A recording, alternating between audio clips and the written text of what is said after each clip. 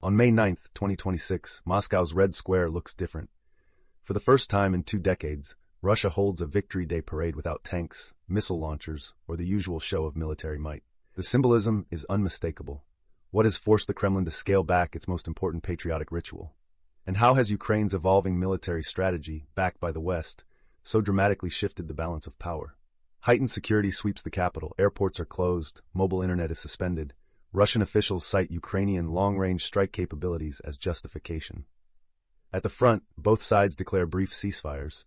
Russia halts offensive operations for May 8th and 9th. Ukraine, more assertive, announces its own pause starting May 6th. Yet the fragile calm brings no breakthrough. Tension hangs over the region, a pause not in resolution, but in uncertainty. Beneath these gestures, the nature of the war is transforming. In 2026, Ukraine demonstrates an ability to strike deep inside Russian territory. Its air defenses shoot down 33,000 Russian drones in March alone, a staggering number. What's even more striking is Ukraine's domestic defense industry. Once dependent on foreign arms, it now produces 70% of its own weapons. This surge in self-reliance signals a new phase. Ukraine is no longer just surviving, it's reshaping the battlefield. The cost for Russia is mounting.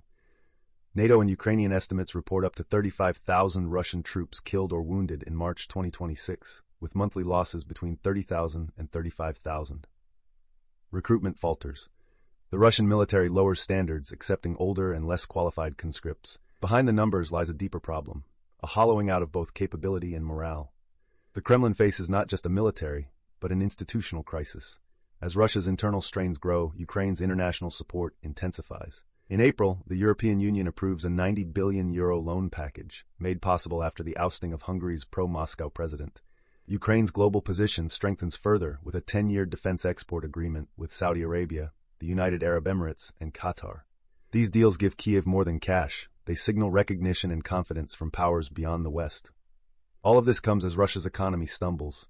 Labor shortages, negative growth, and high inflation and interest rates take a toll. Recruitment woes compound labor shortages. Public frustration, once muffled, now finds expression in online forums and public criticism from former Kremlin insiders and political figures. The government's grip is still firm, but the cracks are widening. The spectacle of power that once defined Moscow's streets is giving way to a new vulnerability. The war's center of gravity is shifting. Ukraine, once the embattled defender, now challenges Moscow's assumptions both on the battlefield and in the halls of international diplomacy. For Russia, the cost of war is no longer just measured in territory or hardware, but in eroding confidence both at home and abroad. As Ukraine grows stronger and Russia weaker, the world faces a new geopolitical reality, one in which the old certainties have begun to unravel. The stories that define tomorrow are already unfolding today. Subscribe to Today in Context for clear, grounded analysis of the events shaping our world, one story at a time.